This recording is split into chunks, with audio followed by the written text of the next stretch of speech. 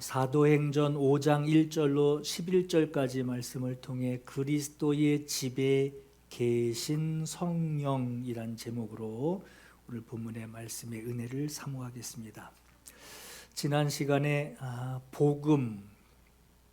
복음이라는 것은 사람의 성격, 사람의 성품 정도를 바꾸어주는 프로그램이 아니라 죽은 자를 살리고 영생을 주시는 하나님의 능력이다라고 했습니다.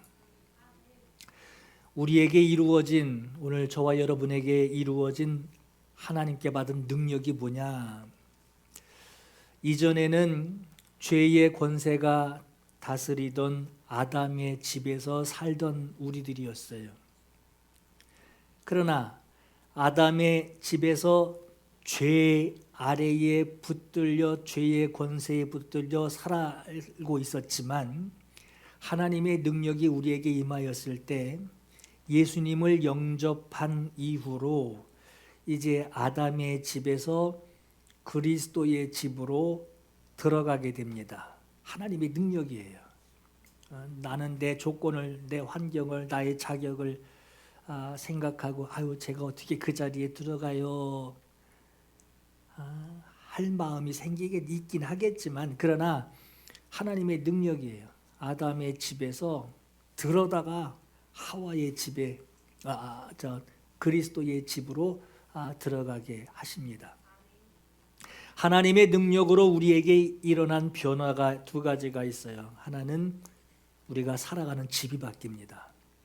집이 바뀐 것이고, 그리고 그 집에서 살아가는 전혀 다른 존재가 된 것이 오늘 우리에게 일어난 변화입니다. 예수께서 우리의 죄값을 대신 지불하시고 십자가에 달려 죽으셨어요. 그리고 예수께서 부활하셔서 부활하신 분이 우리에게 당신의 부활의 생명을 우리에게 주시고 예수와 함께 하나가 되어 십자가에서 죽었습니다 하고 고백하는 자에게 예수께서 부활하신 것으로 우리에게 그분의 생명으로 살게 하시는 전혀 다른 존재가 된 것입니다. 그러한 존재로 그리스도의 집으로 들어가게 되는 거예요. 디모데전서 3장 15절에 너로 하여금 하나님의 집에서, 하나님의 집, 그리스도의 집에, 하나님의 집에서 어떻게 행하여야 할지를 알게 하려 함이라. 이 집, 네가 들어가 있는 그 그리스도의 집은 살아계신 하나님, 살아계신 하나님의 교회요. 살아계신 분의 통제가 있고 살아계신 분의 교육이 있는 교회요. 진리의 기둥과 터니라 그랬어요.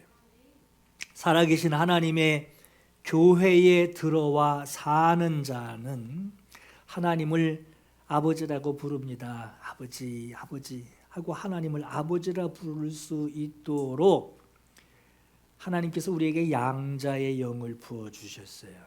그 양자의 영을 우리에게 받게 해 주셨어요. 양자의 영을 받았다라고 하는 것은 그리스도의 집 안으로 들어가죠. 근데 양자의 영을 우리에게 부어주셨어요. 자, 그리스도의 집에 들어가서 살아가는 방식이 있는 거예요. 예전에 아담의 집에서 살던 그 옛 습관이 아니라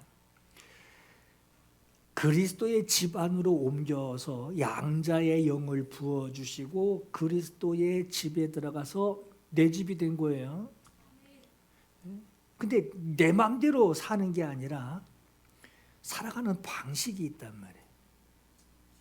살아가는 방식이 있고 그리고 그렇게 살아가는, 마치 집안에 가면은 보호자가 있듯이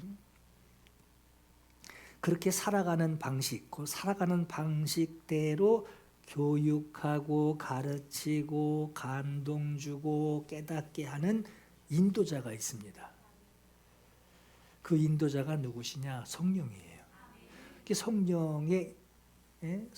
성령을 그 사람에게 부어 주셔서 성령 그 그리스도의 집안에서 성령으로 인도를 받게, 성령이 그 사람에게 인도를 하시는, 성령이 들어오시는 거예요. 여러분, 그리스도의 집도 옮겨졌지만 옮겨진 그 집에서 내가 존재하는 상태가 바뀐 겁니다. 자, 로마서 8장 2절에 이는 그리스도 예수 안에 있는 생명의 성령의 법이 죄와 사망의 법에서 너를 해방하였습니다 했어요. 두 가지가 들어옵니다. 예수님을 영접한 자에게 생명의 성령의 법이라 그랬어요. 두 가지가 들어오는데 성령이 들어오시고 법이 들어오는 거예요. 인도자가 되시는 성령이 들어오시고 살아가는 방식인 법이 들어오는 거예요. 생명의 법. 이렇게 해. 꼭 그렇게 해야 돼요. 그렇게 해야 네가 생명이 있어. 이게 생명의 법이에요. 살아가는 방식, 그렇게 살아야 돼. 그래야지 너에게 생명이 부여돼. 이게 생명의 법이 들어오는 거죠. 성령과 살아가는 그 집에서 살아가는 방식. 그래서 생명의 법이 들어오는 거예요. 성령 그리스도의 집 안에 들어온 나에게 성령이 인도자가 되셔서 들어오십니다. 성령께서 나에게 교육하시고 나를 통제하시고, 여러분 운전하고 막 갈 때 악셀레터만 있으면 안 되죠. 브레이크도 있어야 되고 악셀레터도 있어야 되고, 그래야지 길을 제대로 간단 말이에요. 성령께서 교육하시고 통제하시는 거예요. 가자 브레이크, 가자 브레이크, 통제하시는 거예요. 이게 성령의 감동입니다. 이걸 보고 성령의 법이라고 그러는 거예요. 인도자가 되시는 성령께서 그 집에서 살아가는 방식으로 법을 주시는 거예요. 이걸 성령의 감동으로. 여러분, 성령의 법이 나에게 오셨다고 그러니까 어떤 사람은 막 억압받는 것으로 생각을 하게 돼요. 그런데 이건 억압이 아니에요. 아이들 불 앞에서 뛰어놀 때 애비 뜨거워 뭐 이러죠. 어떤 사람은 대봐 그러죠. 한번 뒤 대봐야 돼 이제 이런 얘기도 하고. 교육하시는 거예요. 성령께서 나에게 들어오셔서 나를 억압하는 것이 아니라 성령의 법이에요. 성령이 인도하시는 생명의 법. 생명으로 너를 생명으로 너를 인도하는 데에 너를 억압해서 짓누르는 게 아니라 살아가는 규칙이 있어요. 성령의 법은 어떤 규칙이냐? 생명으로 내가 자유하는. 애들 막 훈계하고 막 예비 막 이러는 게 너 그러다 죽어 이러라는 게 아니죠. 그래 너 이게 해야, 이거 조심해야 돼. 뛰어놀아. 근데 이건 조심해야 돼 하고 자유를 주죠.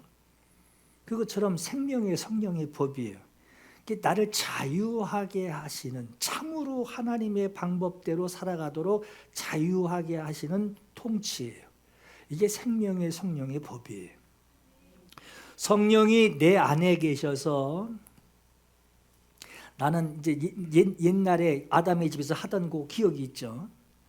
그래서 성령의 법에서 이렇게 살짝 벗어나고 싶고, 하지 말려면 꼭 굳이 하고 싶은 그 마음이 있듯이, 성령의 법에서 어쩔 수 없이 벗어나게 하는 환경들이 가끔 주어집니다.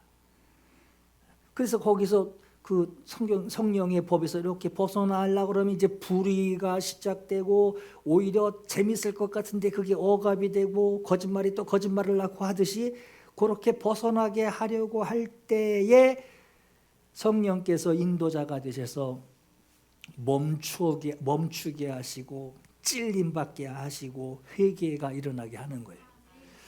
자기 정당화보다 내 태도에 자신을 돌아보는 거죠.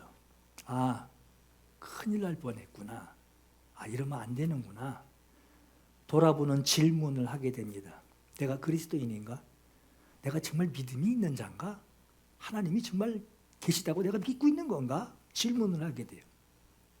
마음이 먼저 찔리게 되고 자기 뜻을 돌이키게 하시고 자기 행동을 돌아보게 하십니다. 그런데 이렇게 그리스도의 집 안에 성령의 감동이 있고 교육이 일어나는 이 그리스도의 집 안에서 거듭난 자로 거기서 자라가게 하는 동안 그리스도의 집 안에 있단 말이에요.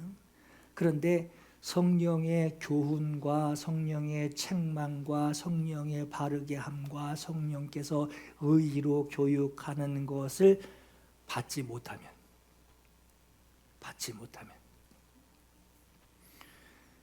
그러니까 쉽게 말하면 이전에 아담의 집에서 살던 그게 조금 난 편해 하고 있다면 몸은 지금 그리스도의 집안에 있어요.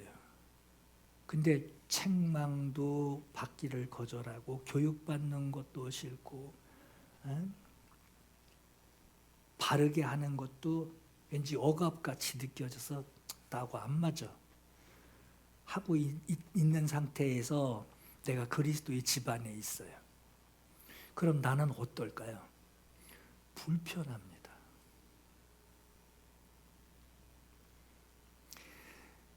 불편함을 느낀다 이 정도까지 가게 되면 이젠 하나님 눈치 보는 것도 아니에요. 이젠 사람 눈치 보게 되는 거예요.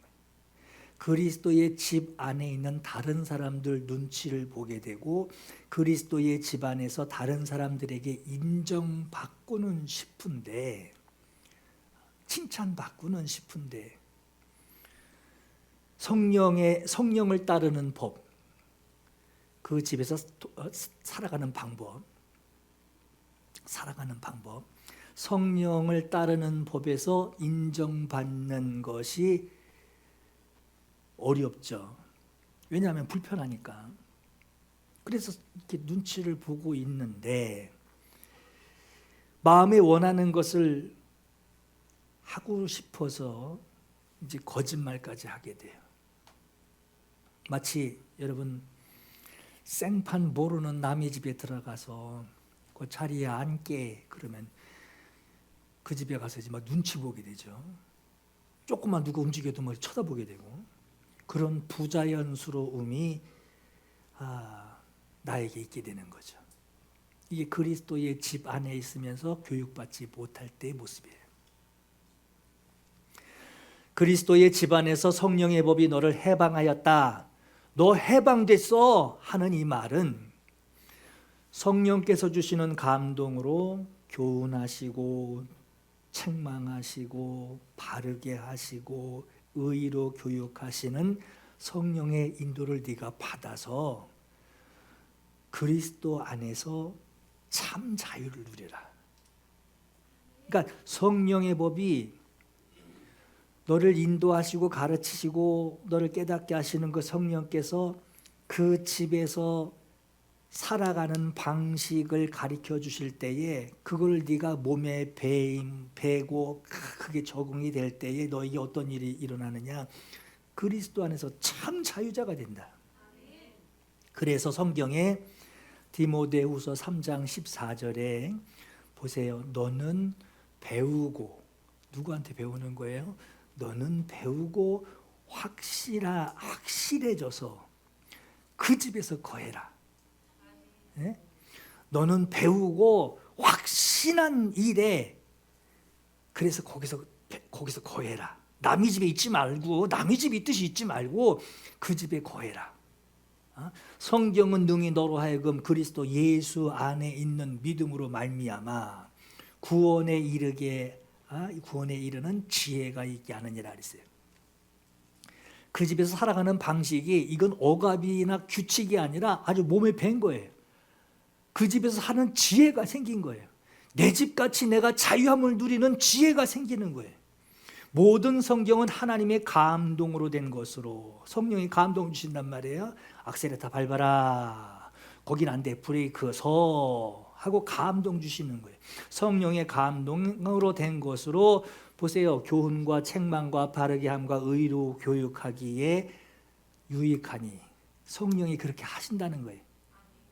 하나님의 이렇게 성령께서 감동을 주시고 이렇게 교육하시는 것은 목적이 있단 말이에요. 뭐냐? 하나님의 사람으로 온전하게 하며 그리스도의 집안에서 네가 자유하기 위하여, 하나님의 사람, 너는 하나님의 사람이야, 그냥 누가 지적해서 하나님의 사람이 아니라 내가 하나님의 사람이구나 하는 그걸 자기가 알고 있을 때에 그게 온전해지는 거죠. 누가 시켜서 하는 게 아니라 내가 자원해서 하게 되고, 하나님의 사람으로 온전하게 하며 그리스도의 집안에서 모든 선한 일을 행할 능력을 갖추게 하려 함이라 했어요. 그리스도의 집안에서 살아가는 방식이에요. 모든 것을 적용할 수 있는 능력을 갖추게 하려 함이라. 여러분, 오늘 본문에 일어난 일을 이해하기 위해서는 배경을 조금 아셔야 돼요. 예루살렘 교회에 무슨 일이 일어났느냐? 오순절 날에, 사도행전 2장에 나오는 오순절에 성령이 임하십니다. 처음 일어난 일이에요. 성령이 임하셔서 예루살렘에 모여 있는 자들에게 설교를 하게 돼요. 베드로가 그 설교를 듣고 3,000명이 회개하고 돌아오는 역사가 일어납니다. 한 교회에 3,000명이 들어왔다 생각해 보세요. 한 교회에 3,000명이 들어왔어요. 이건 대형 교회예요. 기도하러 베드로가 성전으로 갈 때에 안진뱅이를 일으킵니다. 놀랄 일이 생긴 거예요. 안진뱅이를 일으켜요. 성전에 들어가서 막 뛰어다니게 합니다. 그리고 말씀을 듣고 믿는 사람들이 모이는데 남자의 수만 헤아렸을 때 남자의 수만 5,000명이 돼요. 이건 대형 교회에도 큰 대형 교회가 된 거예요. 교회가 성령에 충만해서 모두가 사도의 가르침을 듣고 따르고, 듣기만 한 게 아니에요. 그 들은 대로 그대로 따르고, 모여서 떡을 먹고 기도하며, 8,000명 이상인데 지금 숫자만 나온 것만 해도 그들이 모여 떡을 떼며 기도하며, 몇 사람 모여 그룹 기도한 게 아니에요. 지금 날마다 구원받는 자들이 교회에 더하는 교회가 됐어요. 이게 3장까지의 내용이에요. 은혜를 받은 부자들이 자기 소유, 자기 밭, 자기 땅을 팔아서 교회에 가지고 옵니다. 그래서 가난한 자들에게, 교회를 통하여 가난한 자들에게 다 나눠줘요. 그래서 교회 안에 가난한 자가 하나도 없게 만들어요. 자, 지금 예루살렘 교회가 어떤 모양인지 이제 감에 잡혔을 거예요. 이런 상황이라면 주님께서 잘한다, 잘한다, 잘한다 하실 거 아니에요. 그죠? 모든 일이 잘 되는 방향으로만 계속 가지 않겠어요? 아니, 대형 교회에 교패만 붙어 있어도 왠지 내가 담임 목사 된 것 같고 말이에요. 그렇지 않아요? 로뎀나무 교회 딱지 붙인 것보다 저 여기도 순복음교회 이런 거 붙인 게 더 좋잖아요. 마치 그 담임 목사하고 자기하고 동급인 것 마냥, 나 이런 교회에 다녀 하듯이 예배 드릴 땐 기둥 뒤에 숨어서 졸면서, 대형 교회 예배 마치고 나면 이 많은 사람들 속에 내가 들어있어 하는 이 마음 가지고 있잖아요. 그런데 여러분, 그리스도 집 안에 교회가 커지고 재정적으로 부족한 것이 하나도 없고 뭐든지 하는 것들이 가난한 자도 없어지게 하고 은혜스러운데 충격적인 사건이 일어납니다. 교회 몸집이 거대해지다 보니까 여세를 몰아서 계속 하나님이 잘한다 하면서 계속 밀고 나가실 것 같은데 성령의 법이 작동하게 됩니다. 교회의 사람은 많아지고 가난한 사람이 없는 교회가 되었는데, 대형 교회가 되었는데 하나님의 집안에 이제 더 이상 방치하면 성령을 무시해도 된다고 여기는 그리스도 집안에서 무질서해지는 일이 일어날 것이다 하는 것으로 브레이크를 밟습니다. 그리스도의 집안의 성령의 법을 함부로 여기지 않기 위해서는 성령께서 이거 그냥 넘어가서는 안 되겠다 해서 그냥 넘어가서는 안 될 일이 벌어지게 돼요. 바로 아나니아와 삽비라 부부가 자기 소유의 밭을 팔아서 헌금을 했는데 그 헌금에 얼마를 감추고 속였다라고 하는 이유로 부부가 교회에서 죽게 됩니다. 여러분, 기도하다가 그 자리에서 죽는 것도 이게 교회에서 잘못하면 말 나올 일인데 이건 집에 예배 다 끝나고 집에 가다가 교통사고 당한 게 아니에요. 베드로하고 대화하는 중에 죽습니다. 담임 목사하고 대화하다가 그 자리에서 죽어요. 목사가 사람을 살리진 못할 망정 대화하면서 죽게 되는 거예요. 요즘 이런 일이 일어나면 담임 목사 사람 잡았다고 9시 뉴스에 나올 거예요. 헌금하려고 하는 사람에게 너 거짓말했어! 하며 으름장을 놓는 담임 목사 베드로를 향해서 세상은 그럴 거예요. 사랑 없는 목사라고. 어떻게 헌금하는 사람을 죽이냐고. 세상 주목거리 될 겁니다. 아니, 헌금 안 하는 사람은 멀쩡한데 주머니에서 돈 꺼내가지고 헌금하는 것도 아니고 땅을 팔았어요. 땅을 팔고 그 밭을 팔고 그 돈, 주머니에 들어가지도 않는 그 돈을 그걸 들고 헌금을 하려고 하는데 죽었다면 누가 헌금하려고 하겠어요? 헌금은 고사하고 누가 무서워서 그 교회에 가겠느냔 말이에요. 헌금하다 죽은 교회. 그런데 이 사건의 결과가 너무 놀랍습니다. 아나니아 삽비라의 죽음으로 교회에 그리스도의 집에 부흥이 멈추거나 교회가 시험에 든 것이 아니라 오히려 두렵고 떨림으로 하나님을 경외하게 되었다라고 말씀을 해요. 아나니아 삽비라는 아담의 집에 있던 사람들이 아니에요. 아나니아 삽비라는 지금 그리스도의 집 안으로 예수님의 보혈의 능력을 고백하고 그리스도의 집 안으로 옮겨져 거기서 거하고 있는 사람들이었어요. 그러나 그리스도 집 안에 거하는 사람이었지만 영적으로 성숙하지 않으면 중년이든 노년이든 나이와 상관없어요. 그 사람이 교회에 얼마나 다녔는지 그거 상관없어요. 그거 상관없이 성령의 교훈과 감동에 순종하지 않으면 그 집에서 살아가는 방식에 적응하지 못하면 영적으로 기적이 찬 사람과 다르지 않은 거예요.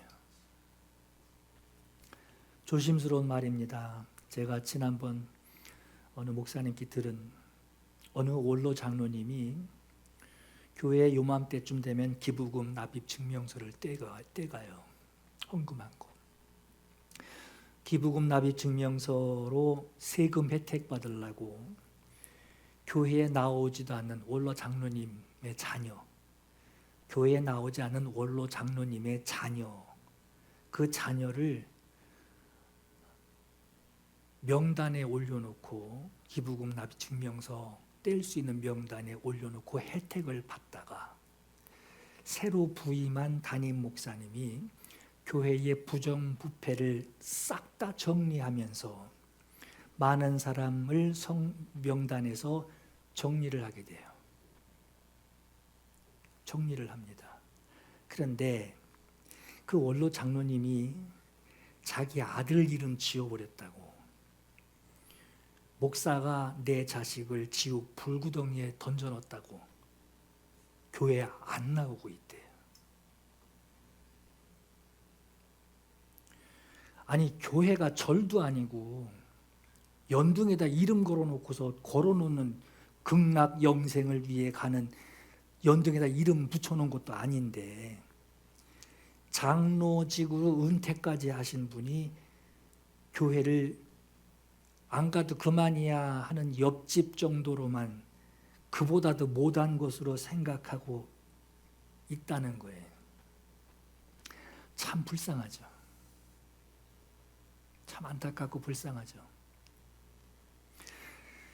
사람이 헌금하는 중에 그 헌금으로 목사와 대화를 하는데 죽었어요.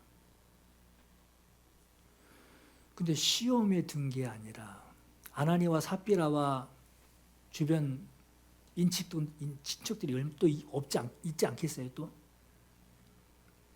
가까운 사람이 있을 것인데 시험에 든 것이 아니라 오히려 이 일로 하나님을 크게 경외하게 됩니다. 왜 그럴까? 하나님에 대해서는 알고는 있었지만 살아계신 하나님이 가장 가까이, 내 헌금하는 요 순간에도 하나님이 나와 가장 가까이 함께하고 계시는 현장을 목격한 거예요. 그러한 두려움은 교회를 무너뜨린 것이 아니라 오히려 하나님을 실제로 경외할 줄 아는 사람으로 바로 세웁니다. 하나님이 중요하게 여기시는 것이 있어요.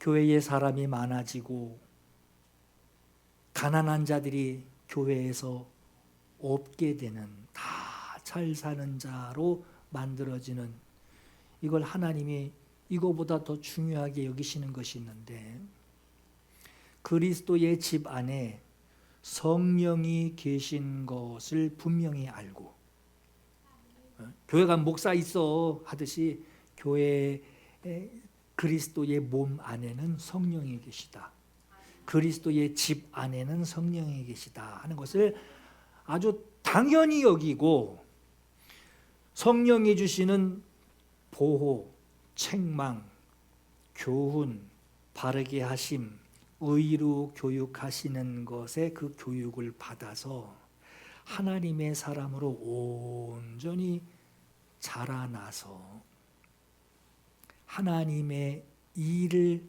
행할 능력을 갖추게 하려는 것. 결국은 뭐냐? 그리스도의 집 안에서는 성령의 법에 순종하는 거예요. 그러니까 그리스도 집 안에서 하나님을 경외하는 것을 하나님이 중요하게 여기십니다. 헌금 중요한 게 아니라 하나님이 중요하게 여기시는 것이 뭐냐?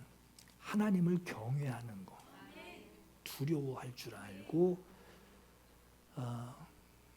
인도자가 되시는 것, 인도자가 자격이 있는 것을 알고, 그리고 인도자의 감동을 받고 그 집에서 살아가는 방식, 그리스도의 은혜로 여기까지 왔는데 여기서 예전 집이 그래도 좀 그립긴 해 하고 쳐다보는 게 아니라 이 집에서 살아가는 방식.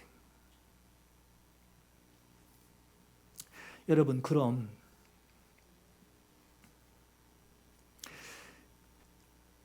그리스도의 집안에서 하나님을 경외하는 것으로 중요시 여기셨고, 예루살렘 교회가 사람이 많아지는데 진정한 부흥이 뭐냐?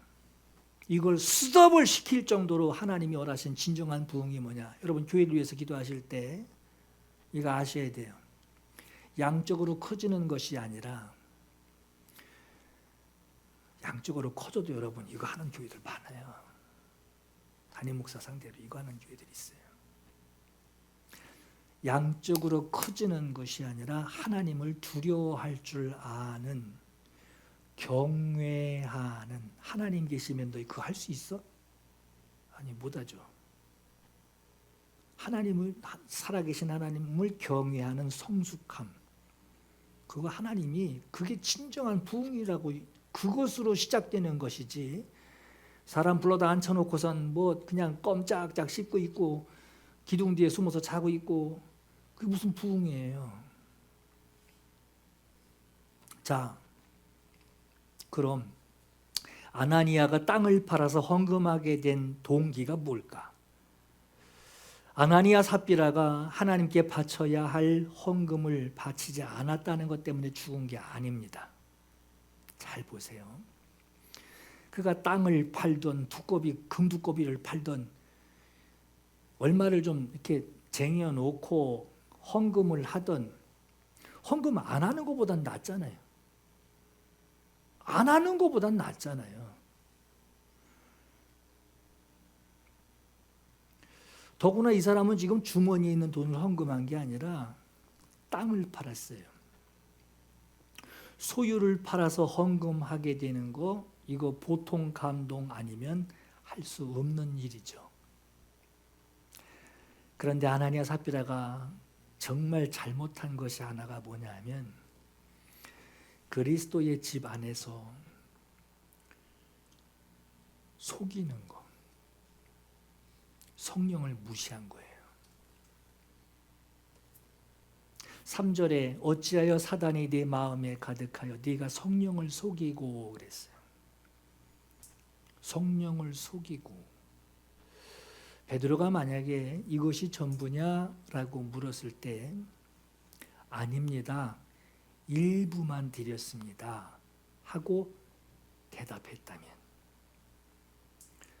베드로는 아나니아 삽비라의 헌신을 위해서 기도해 줬을 거예요. 왜 아나니아 삽비라는 성령을 속이고 거짓말을 하게 되었을까? 교회의 부흥이 일어나면서 밭과 집이 있는 사람, 땅이 있는 사람들, 부자들이 자신의 소유를 팔아서 하나님께 바치는 일들이 많이 일어났어요. 이런 헌신을 한 사람들에게 사도들과 교회의 모든 사람들이 그들을 칭찬하였을 것이고, 왜? 교회가 가난한 자들이 없을 정도로 가난한 자, 과부, 고아들 돌보는 일에 교회가 영향력을 발휘할 수 있도록, 그래서 그렇게 헌신하는 자들을 칭찬했을 거예요. 그리고 그들을 영향력 있는 사람으로 여겨줬을 겁니다. 아나니아 삽비라 사건 직전에, 오늘 본문은 5장이지만 4장에 가면 마지막 절에 바나바가 밭을 팔아 그 값을 사도들 앞에 두었다라고 기록을 해요. 이 일로 바나바가 칭찬을 받게 됩니다. 모든 사람들, 교우들에게 칭찬을 받았을 것이고, 얼마나 반응이 좋았으면, 헌금했다 요러고만 나오지 않고 그는 위로의 아들이라 하는 이름까지 덧붙여서 기록을 했단 말이에요. 이 모습을 본 아나니아 삽비라, 나도 소유 팔아서 바나바처럼 성도들에게 칭찬받고 존경받고 싶어 하는 생각에 땅을 팔아서 헌금하게 된 겁니다. 하나님을 향한 헌금이 아니었어요. 그럼 우리도 해야 하지 않을까? 아나니아는 이 흐름을 타서 바나바처럼 존경과 영향력 있는 사람이 되고 싶었던 겁니다. 여러분, 바나바와 아나니아, 이 두 사람이 헌신하는 마음의 다른 점이 뭘까요? 바나바는 그리스도의 집에서 성령의 감동과 교육과 순종에 따르는 것으로 성령의 인도함을 따른 거예요. 그러나 아나니아는 그리스도의 집 안에 있어요. 마찬가지로 있는데 성령과는 무관합니다. 사람에게 인정받고 싶은 마음, 목사가 나를 좋아할까? 그 마음이 목적이어서 얼마는 감출 수 있었던 거예요. 형식만 취하면 되니까. 그리스도의 몸에서, 그리스도의 집에서 사람은 속일 수 있지만 성령은 속일 수 없습니다. 여러분, 우리는 예수님의 공로를 힘입어서 그리스도의 집 안으로 들어온 사람들이에요.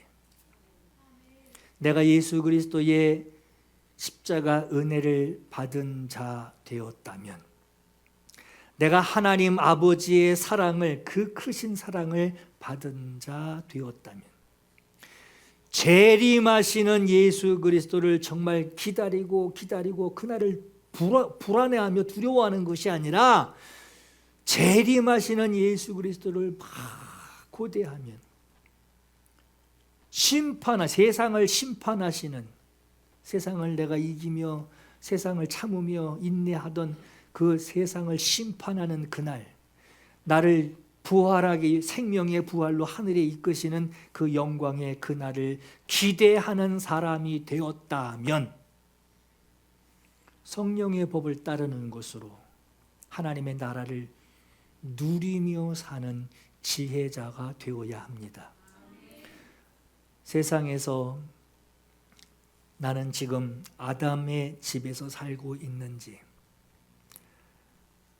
나는 그리스도의 집 안에서 살고 있는지, 내가 어느 집에 있는지 명확히 해야 합니다. 여러분은 지금 어느 집에 살고 계십니까?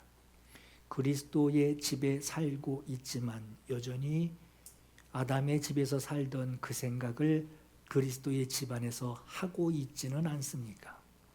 아까 고린도후서 3장 14절에 너는 배우고 확신한 일에 거하라 했어요. 내가 그리스도의 집에 살고 있는 것이 확실하면 성령의 법을 따라 기쁨을 누릴 줄 알게 돼요. 기쁨을 누리는 거예요. 순종하는 기쁨이 뭔지를 아는 거예요. 순종하면 뭐해? 뭐죠? 예수 믿으면 뭐 생겨? 예수 믿으면 되는 게 뭐야?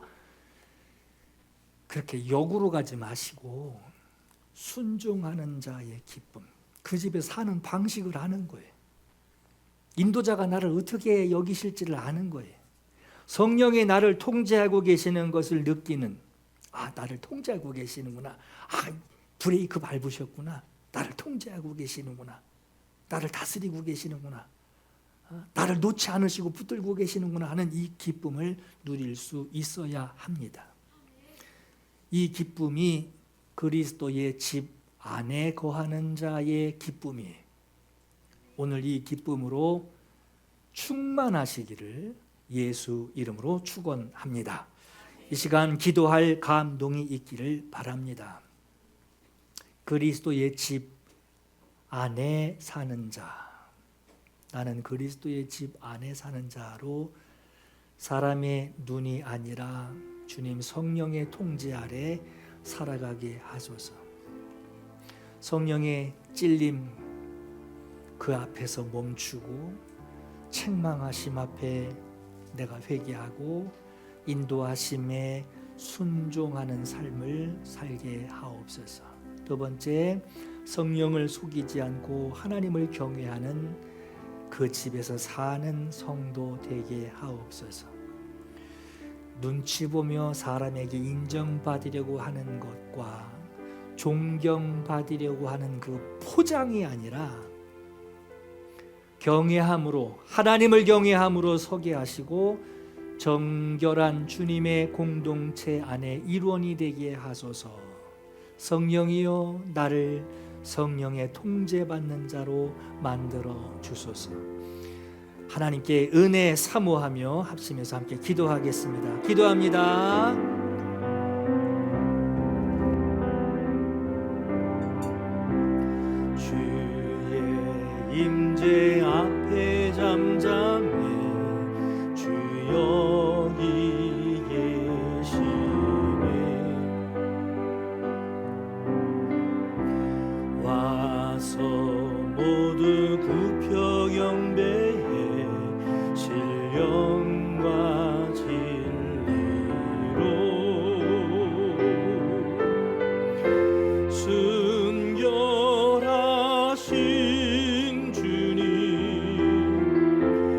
거룩한 존전에 주의 임재 앞에 잠잠해 주 여기 계시네. 주의 영광 앞에 잠잠해 주의 빛 비치네.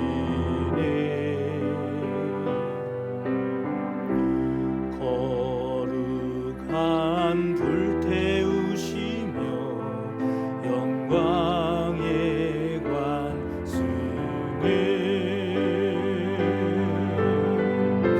주 영광 찬란해 빛 되신 우리와 주의 영광 앞에 잠잠해 주의 빛 비치네. 주의 능력 앞에 잠잠해 주 역사하시네.